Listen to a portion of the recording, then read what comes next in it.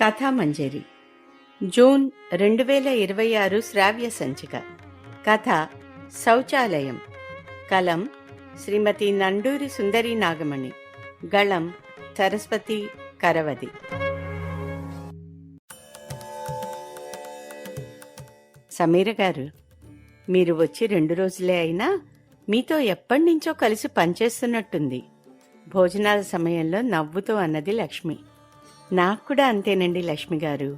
మీరు, ప్రభ, లత, సుధాకర్ అందరూ ఎప్పటినుంచో పరిచయమైన వాళ్ళ అనిపిస్తున్నారు మనస్ఫూర్తిగా అంది సమీర.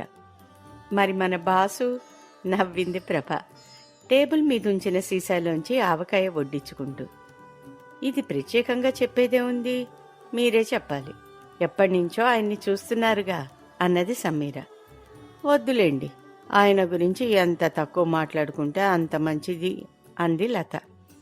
ప్రశ్నార్థకంగా చూసింది సమీర. ఆయనకి విపరీతమైన కోపమండి. స్టాఫ్తో మంచి రిలేషన్స్ మెయింటైన్ చేయడసలు హిట్లర్ పరిపాలన. పెద్ద ఆయన కదా, ముఖంలో కాఠిన్యం తప్ప ప్రశాంతత ఉండదసలు. ఎప్పుడూ నవ్వుతూ మాట్లాడ్రు. ఇలాంటి వాళ్ళ దగ్గర పనిచేస్తే ఏం సంతోషంగా ఉండగలం మేడం. తల పంకించింది సమీర. ఇటీవలే ట్రాన్స్ఫర్ మీద వచ్చి ఈ బ్రాంచ్లో జాయిన్ అయిన సమీరకు ఇక్కడ చాలా అసౌకర్యంగా ఉంది. స్టాఫ్ తక్కువ, పని ఎక్కువ. అయితే సమస్య పని గురించి కాదు, బ్రాంచ్ మేనేజర్ అయిన సింహం గురించి. ఆయన పేరు నరసింహం, కానీ అందరూ సింహం గారు అని అంటారు. పెద్ద కస్టమర్స్తో తప్ప ఆయనెప్పుడూ ఎవ్వరితోనూ నవ్వుతూ మాట్లాడగా చూడలేదెవరు. సమీర ఏం చేసినా ఆయనకు నచ్చదు. ఎప్పుడూ ఆమె వర్క్లో తప్పులు పడుతూనే ఉంటాడు. కొత్తగా వచ్చింది, ఇక్కడి పరిస్థితులకు అలవాటు పడాలి కదా అనే ఆలోచన ఆయనలో లేదు. మీరెలా అయినా చావండి, నాకు పనులవ్వాలి అనే టైప్ ఆయన. మీరు రిటైర్మెంట్కి దగ్గరలో ఉన్నారు కదా సమీరా మ్యామ్, ఈ ఊరి చివరి బ్రాంచ్కి వచ్చారేం? ఆసక్తిగా అడిగింది లక్ష్మి. కొన్ని ఆరోగ్య సమస్యలు వచ్చాయని రిటెన్షన్ అడిగాను, బయటి జోన్కి వెళ్లకుండా. ఊర్లోనే అని ఈ విధంగా ఊరి చివర బ్రాంచ్కి వేశారు. దీనికన్నా బయట జోన్కి వెళ్ళిపోయి ఉంటేనే బాగుండేదేమో నవ్వింది సమీర. అవునా, మేమంతా ఇక్కడికి దగ్గరలోనే ఇల్లు కట్టుకుని ఉన్నవాళ్ళం, అందుకే అడిగి మరీ ఈ బ్రాంచ్కి వచ్చాం. కానీ మీరు సిటీలో సొంతిల్లు పెట్టుకుని ఇక్కడికి రావాల్సి వచ్చింది. రోజూ ఇంటికి వెళ్ళి రావటం కూడా కష్టమే కదా మేడం? అవును లక్ష్మి, అందుకే ఇక్కడే అద్దె ఇంటి కోసం ప్రయత్నిస్తున్నాను. 1 సంవత్సరమైనా ఇక్కడ పనిచేయాలి కదా మరి. అవును, అన్నట్టు ఏదో అడగబోయి ఆగిపోయింది సమీర. ఏంటి మేడం? అదే ఆ లేడీస్ బాత్రూమ్ ఎలా తట్టుకుంటున్నారు? నాకైతే మేనేజ్ చేయడం చాలా కష్టంగా ఉందమ్మా లత అంది సమీర. ఏం చెయ్యం మేడం, తప్పనిసరిగా భరిస్తున్నాము అన్నది ప్రభ. అంటే మన సమస్యల్ని సింహం గారికి చెప్పాలి కదా. ఏం చెప్తాం మేడం, బాగుండదు కదా అని నసిగింది లక్ష్మి. ఒకసారి ఆ బాత్రూమ్ స్వరూపం సమీర కళ్ల ముందు నిలిచింది. లోపలికి అడుగు పెట్టగానే కిందంతా జారిపోయే జిడ్డు నేల. చెప్పుల కాళ్లను జాగ్రత్తగా నేల మీద ఆనించాలి. చాలా చోట్ల గచ్చంతా పాడైపోయింది. అవుట్లెట్ వైపు స్లోప్ లేక నీళ్లు నిలిచిపోయి ఉంటాయి. విరిగిపోయిన కుళాయి, పక్కన డ్రమ్ములో నీరు, రన్నింగ్ వాటర్ లేదు. స్వీపర్ 2 రోజులకోసారి డ్రమ్ని నింపుతుందట. మరో ప్రక్కన పెద్ద విండో గ్లాస్ విరిగిపోయినట్లుంది, ఎవరూ పట్టించుకోలేదు. బాత్రూమ్ అవతల ఉన్న ఓపెన్ గ్రౌండ్లో ఎప్పుడూ ఎవరో ఒకరు తిరుగుతూనే ఉంటారు. ఎవరైనా లోపలికి తొంగి చూసే ప్రమాదం ఉంది. ఇక ఆ కమోడ్, దాన్ని తలచుకోగానే సమీరాకు కడుపులో తిప్పినట్టయింది. మెట్లు లేని 2 అడుగుల ఎత్తైన అరుగు, దానిమీద ఇండియన్ కమోడ్. అది కూడా రంగు మారిపోయి ఎంతో మురిగ్గా వాసన కొడుతూ భయంకరంగా ఉంటుంది. అవసరం తీర్చుకోవటానికి దానిమీద ఎలా వంగి కూర్చోగలరు? లత తప్ప అందరూ పెద్దవాళ్లే. ఫ్లష్ సౌకర్యం లేదు. చిన్న బకెట్లో నీరు నింపుకుని మరీ అరుగు ఎక్కాలి. ఈ మధ్య మోకాళ్ల నొప్పులు ఎక్కువైపోయాక ఇలాంటి అరుగులు ఎక్కలేకపోతోంది సమీర. రోజులో కనీసం ఒక్కసారైనా వాష్రూమ్కి వెళ్లాల్సిన అవసరం అందరికీ ఉంటుంది. అసలు డాక్టర్లైతే గంటకి నీరు త్రాగాలని చెప్తారు కదా. ఆఫీసుల్లో వాష్రూమ్లు ఇలా ఉంటే ఆరోగ్య సూత్రాల్ని ఎవరైనా ఎలా పాటించగలరు? లక్ష్మి గారు, ప్రభ ఇంచుమించుగా మన ముగ్గురిది ఒకటే వయసు. లత ఇంకాస్త చిన్నది. ఈ బ్రాంచ్లో ఉండే మనందరికీ ఆ వాష్రూమ్ చాలా ముఖ్యమైన అవసరం. అది అలా ఉంటే ఎలా? ఏం చేయగలం సమీరా? నేను లంచ్కి ముందోసారి, సాయంత్రం 5కు ఓసారి మా ఇంటికి వెళ్ళి వస్తూ ఉంటాను. వెనుక వీధిలోనే మా ఇల్లు. మీరు కూడా రావచ్చు. లతా, ప్రభ కూడా అప్పుడప్పుడు వస్తూ ఉంటారు. ఇది పరిష్కారమా లక్ష్మి? సమీర ఆశ్చర్యంగా చూసింది. ఆయనతో చెప్పే ధైర్యం మాకు లేదు మేడం. అయితే భరించాలి, లేదా ఆల్టర్నేటివ్ చూసుకోవాలి. అంతకన్నా ఏం చేయగలం? దీర్ఘంగా నిట్టూర్చి సమయం అయిపోవటంతో చేయి కడుక్కోటానికి లేచింది సమీర. ఆ సాయంత్రం ఆఫీస్ అవర్స్ అయిపోయాక తన క్యాబిన్కి వచ్చిన సమీరను చూసి ముఖం చిట్లించాడు సింహం. ఏంటి? మీతో కొంచెం మాట్లాడాలి సార్. చెప్పండి. ఇంట్లో ఏదైనా సమస్య ఉంటే ఇంటి యజమానికి చెప్పుకుంటాము. పిల్లలకు సమస్య ఉంటే తండ్రికి చెప్పుకుంటాము. ఈ బ్రాంచ్కి మీరు పెద్ద కనుక మీ దగ్గరకు వచ్చాను. ఉపన్యాసాలు, ఉపోద్ఘాతాలు వద్దు, విషయానికి రండి. మాకు మంచి లేడీస్ బాత్రూమ్ కావాలి సార్. ఉంది గదా? ఎప్పుడైనా దాని అవతారం మీరు చూసారా? మెత్తగానే అయినా సూటిగా అడిగింది సమీర. లేదు, నాకేం అవసరం మేడం. అయినా ఇన్నాళ్లుగా పనిచేస్తున్న వారెప్పుడూ ఏ కంప్లైంట్ చేయలేదు. ఇప్పుడు మీరు వచ్చి బాత్రూమ్ కావాలి, అందులో షవర్ కావాలి అని అడిగితే ఎట్లా? వ్యంగ్యంగా, వెటకారంగా నవ్వాడు సింహం. తాను ఏమీ తగ్గదలుచుకోలేదు సమీర. షవర్లు, బాత్ టబ్బులు వద్దులేండి సార్. వాటిని ఎంజాయ్ చేసేంత సమయం ఇక్కడ మాకుండదు. కనీస సౌకర్యాలు కావాలి. ఫ్లోరింగ్ అసలు బాగలేదు. కమోడ్ మార్పించి వెస్ట్రన్ కమోడ్ వేయించాలి. అంత ఎత్తులో కాకుండా అది నేలబారుగా ఉండాలి. రన్నింగ్ వాటర్ చాలా అవసరం. ప్రతిరోజు మనిషి వచ్చి క్లీన్ చేయాలి. బ్యాడ్ స్మెల్ రాకుండా ఎయిర్ ఫ్రెషనర్ వంటివి పెట్టాలి.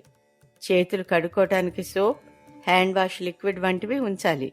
ఒక వాష్ బేసిన్ కూడా కావాలి. ముఖ్యంగా ఆ విండో క్లోజ్ చేయించాలి. దానివల్ల చాలా ప్రమాదం ఉంది. మీ డిమాండ్స్ వినేంత సమయం నాకు లేదు. ఇప్పుడు కుదరదు. తర్వాత చూద్దాం. You can go now. చేతిలోని ఫైల్లోకి తల దూర్చాడు సింహం. ఆయన ఎదురుగా ఉండే కుర్చీలో ఒకటి వెనక్కి లాగి అందులో కూర్చుంది సమీర. సార్, బాత్రూమ్ అనేది మినిమం సౌకర్యం. మేము మా ఇళ్లల్లో కన్నా రోజులో ఎక్కువ సమయం గడిపేది ఇక్కడే కదా. ప్లీజ్ ఒక్కసారి మా బాత్రూమ్ని చూడండి. చాలా దుర్భరంగా ఉంది. మీకు చెప్పే ధైర్యం లేక మన స్టాఫ్ మెంబర్స్ ఎవరు ఈ విషయాన్ని మీ దృష్టికి తీసుకురాలేదు. నేను నా వయసు రీత్యా చాలా కష్టపడుతూ ఉన్నానండి. మేమంతా మీ సిస్టర్స్ అనుకొని కొద్దిగా హెల్ప్ చేయండి ప్లీజ్. బాత్రూమ్ని రెనోవేట్ చేయించండి. చిరాగ్గా చూశాడు సింహం. సెంటిమెంట్ ప్లే చేయకండి, నాకు నచ్చదు. చెప్పారుగా మీ సమస్య, ఆలోచిస్తాను. మీరు వెళ్ళండి, కసుతున్నట్టే చెప్పాడు. ఆయన వైపు ఓసారి చూసి బయటకు నడిచింది సమీర. 2 రోజుల తర్వాత సింహం క్యాబిన్కి వెళ్లి మళ్లీ తమ గోడు చెప్పుకుంది సమీర. ఈసారి ఆమెతో కలిసి మిగిలిన ముగ్గురు వెళ్లారు. చూడండి, ఇది నేను టేకప్ చేసేది కాదు. జోనల్ ఆఫీస్ పర్మిషన్ కావాలి. ముందుగా వారికి చెప్పాలి. తర్వాత కొటేషన్ తీసుకోవాలి, పంపించాలి. వారు శాంక్షన్ చేయించాలి. అప్పుడు వర్క్ మొదలు పెట్టించాలి. సమయం పడుతుంది. ఏమనుకున్నాడో ఏమో శాంతంగానే చెప్పాడు. ఇలా ఒక 2-3 సార్లు జరిగిన తర్వాత ఒక రోజున ఇంటికి వెళ్లబోతూ ఉంటే సింహానికి జోనల్ ఆఫీస్ నుంచి ఒక ఫోన్ కాల్ వచ్చింది. ఏమండి సింహం గారు, మీ బ్రాంచ్లో లేడీస్ బాత్రూమ్ పరిస్థితి బాగాలేదట కదా. మీ లేడీస్ స్టాఫ్ మాకు రిక్వెస్ట్ పంపించారు. అటు నుంచి పార్వతి మాట్లాడుతున్నది. ఆవిడ అసిస్టెంట్ జనరల్ మేనేజర్. ఎప్పుడు మేడం? ఇందాకే మెయిల్ వచ్చింది. సమీర గారు తన పర్సనల్ మెయిల్ నుంచి చేశారు. ఈ విషయాన్ని మీ దృష్టికి తీసుకొచ్చారా? చెప్పారు మేడం. మరి మీరు అసలు లోపలికి వెళ్ళి దాని స్టేటస్ ఏంటో చూసారా? ఇంకా లేదండి, చాలా బిజీగా ఉన్నాను. ఎంత బిజీగా ఉన్నా దీనికి ఫస్ట్ ప్రియారిటీ ఇవ్వండి. డీజీఎం గారి దృష్టికి వెళ్ళిందంటే చాలా ప్రమాదం. వీలైనంత త్వరగా వాళ్ళకి కావాల్సినట్టుగా చేయించండి. మీకు తెలుసా, బాత్రూమ్ లోపలి భాగం అంతా ఫోటోలు తీసి మరీ అటాచ్ చేసింది సమీర. ఎంత ఘోరంగా ఉందో చెప్పలేను. మనం మన ప్రత్యేకమైన సౌకర్యాల్ని వినియోగించుకుంటున్నాం. మనవైతే వాష్రూమ్స్ ఆఫీస్లో ఇలా ఉండవు కదా. ఇంకా నయం, ఆవిడ యూనియన్ వాళ్లకు కంప్లైంట్ చేయలేదు. వెంటనే వర్క్ మొదలు పెట్టించండి. రేపు ఫార్మల్గా ఒక లెటర్ రాయండి. నేను పర్మిషన్ ఇస్తూ లెటర్ పంపిస్తాను. ఒక స్త్రీగా ఆమె వయసే ఉన్న నేను తన సమస్యను అర్థం చేసుకోగలిగాను. మీరు సాధ్యమైనంత త్వరలో వర్క్ మొదలు పెట్టించండి. ఫోన్ డిస్కనెక్ట్ చేసింది పార్వతి. సింహం ఆలోచనలో పడ్డాడు. ఇక ఉదాసీనంగా ఊరుకుంటే లాభం లేదని ఆయనకు అర్థమైంది. ఆ రెండో రోజే వాష్రూమ్ వర్క్ మొదలైంది. ముందుగా లోపల నేలంతా కొట్టేసి యాంటీస్కిడ్ టైల్స్తో ఫ్లోరింగ్ వేయించి వెస్ట్రన్ కమోడ్ పెట్టించారు. పైప్ లైన్స్ బాగు చేయించి 3 కుళాయిలలో నిత్యం నీరు వచ్చే ఏర్పాటు చేశారు. ఒక వాష్ బేసిన్, సమీర అడిగిన అన్ని వస్తువులు అమర్చారు. కొత్త బకెట్స్, కొత్త మగ్స్ వచ్చాయి. బాత్రూమ్ ముందు అందమైన మ్యాట్ కూడా కొలువైంది. కిటికీ క్లోజ్ చేసేశారు. ప్రకాశవంతమైన లైట్స్, ఎగ్జాస్ట్ ఫ్యాన్ అమర్చారు. పని మొదలయ్యాక పూర్తి కావటానికి ఇంచుమించుగా 20 రోజులు పట్టింది. సింహం 4 లేడీస్ని లోపలికి పిలిచి వ్యక్తిగతంగా సారీ చెప్పి వాష్రూమ్ని వాళ్లకు అప్పగించాడు. ఒక చక్కని పని జరగటానికి నడుం కట్టిన సమీరను అందరూ ఎంతగానో అభినందించారు. ఏజీఎం పార్వతి పర్సనల్గా ఫోన్ చేసి మరీ ఆమెను అభినందించింది. ఇక లక్ష్మి, లతల కృతజ్ఞతలకు అంతే లేదు. పనిలో పనిగా మగవారి శౌచాలయానికి కూడా మరమ్మతులు చేయించాడు సింహం. ఇది జరిగి వారం రోజులైందో లేదో సమీరకు జోనల్ ఆఫీస్కి ట్రాన్స్ఫర్ అయిపోయింది. ఒక స్పెషల్ వర్క్ అటెండ్ అవటానికి టీం లీడర్గా సమీరను నియమిస్తూ పార్వతి కోరి కావాలని సమీర్ను తన ఆఫీస్కు బదిలీ చేయించుకున్నది. సమీర రిలీవ్ అయి బ్రాంచి విడిచి వెళ్తూ ఉంటే కఠినాత్ముడని పేరు పొందిన సింహం కూడా చాలా బాధపడ్డాడు. ఇక లక్ష్మి, లత, ప్రభల బాధకు అంతులేదు. ఇంత కష్టపడి బాత్రూమ్ కట్టించుకున్నామా, ఆ సౌకర్యాన్ని నేను కొన్ని రోజులు కూడా పొందటం లేదు. అక్కడ ఎలా ఉందో ఏమో లేడీస్ బాత్రూమ్, వాళ్ళని నవ్విస్తూ అన్నది సమీర. మీరు వెళ్తారుగా, చక్కగా ఉంటుంది. లేకపోతే వాళ్ళు చేసిస్తారు, నిండుగా నవ్వింది లక్ష్మి. మీరు కూడా ఏ సమస్య వచ్చినా ఏం చెప్తాన్లే అని ఉదాసీనంగా ఊరుకోకండి. అవసరమైనప్పుడు మనం ప్రశ్నించాలి. లేకపోతే అసౌకర్యాలతో అడ్జస్ట్ అవుతూ బ్రతకాలి. ఇకనైనా గొంతు తెరవాలి, సరేనా? నవ్వుతూనే హితబోధ చేసింది సమీర. సమీర వెళ్ళిపోయాక స్టాఫ్ అందరూ అనుకునేవాళ్లు, సమీర గారు బ్రాంచ్లో 3 నెలలు మాత్రమే వర్క్ చేసి వెళ్ళిపోయారు. అసలు ఆవిడ ఇక్కడికి ఎందుకు వచ్చినట్లు, ఎందుకు వెళ్ళినట్లు? ఎందుకేమిటి, మనకి మంచి వాష్రూమ్ సౌకర్యం కలిగించటానికే అంటూ అందరూ హాయిగా నవ్వుకుంటారు.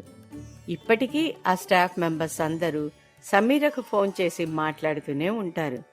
మనలో మాట సింహం కూడా.